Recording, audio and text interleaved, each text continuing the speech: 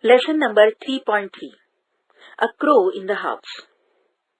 The young crow had fallen from its nest and was fluttering about on the road, in danger of being crushed by a cart or a tanga, or seized by a cat.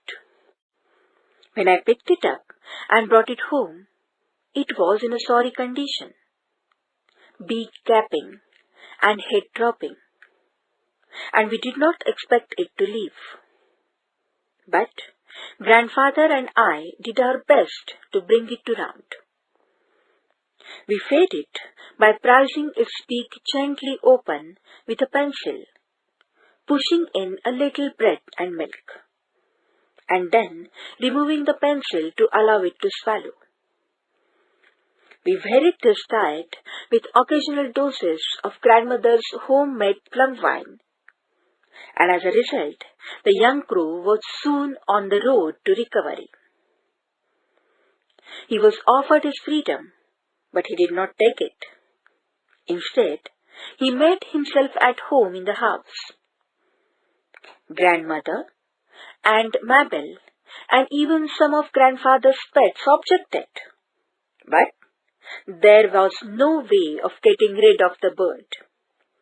He took over the administration of the house.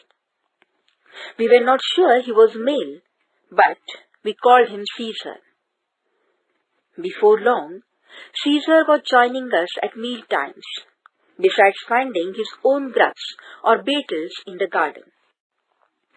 He danced upon the dining table and gave us no peace until he had been given his small bowl of meat and soup and vegetables. He was always restless, fidgeting about, investigating things. He would hop across a table to empty a matchbox of its content, or rip the daily paper to shreds, or overturn a vase of flowers, or tug at the tail of one of the dogs.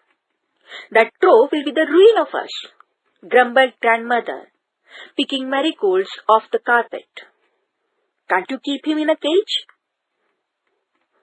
We did try keeping Caesar in cage, but he was so angry and objected with such fierce cawing and flapping that it was better for our nerves and peace of mind to give him the run of the house. He did not show any inclination to join the other crows in the banyan tree. Grandfather said this was because he was really a jungle crow, a raven of sorts, and probably felt a little contemptuous of very ordinary carrion crows. But it seemed to me that Caesar, having grown used to living with humans on equal terms, had become snobbish and did not wish to mix with his own kind. Perching on top of Harold's cage, he would peck at the big bird's feet, whereupon Harold would swear and scold and try to catch Caesar through the bars. In time, Caesar learned to talk a little, as ravens sometimes do, in a cracked, throaty voice. It would sit for hours outside the window, banging on the glass with his beak and calling, "Hello, hello." It seemed to recognize the click of the gate when I came home from school, and would come to the door with a hop, skip, and jump, saying, "Hello, hello." I had also taught him to sit on my arm and say, "Kiss, kiss," while he plushed his head gently against my mouth. On one of Aunt Mabel's visits, Caesar alighted on her arm and cackled, "Kiss, kiss." Aunt Mabel was delighted and possibly flattered and leaned forward for a kiss.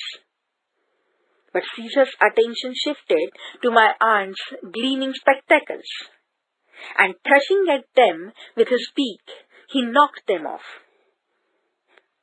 Aunt Mabel never was a success with the pets.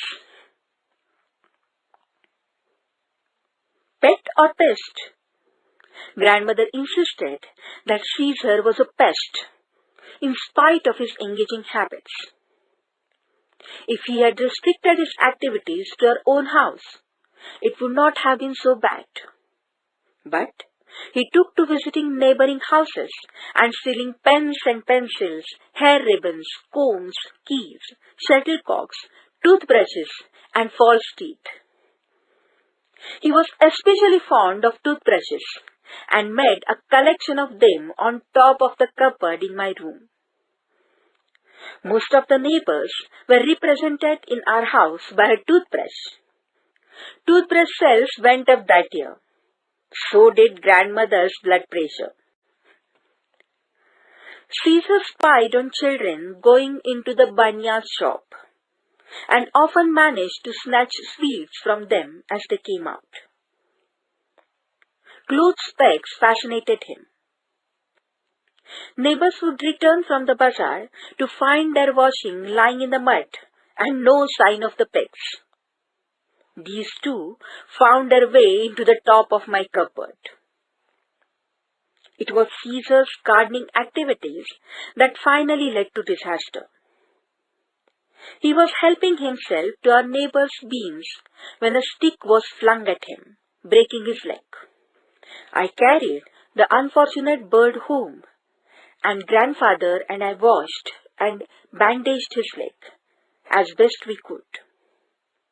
But it would not mend. Caesar hung his head and no longer talked. He grew weaker day by day, refusing to eat. An occasional sip of grandmother's homemade wine was all that kept him going. One morning, I found him dead on the sofa, his legs stiff in the air. Poor Caesar. His antisocial habits had led to his early end. I dug a shallow grave in the garden and buried him there, along with all the toothbrushes and clothes pegs he had taken so much trouble to collect.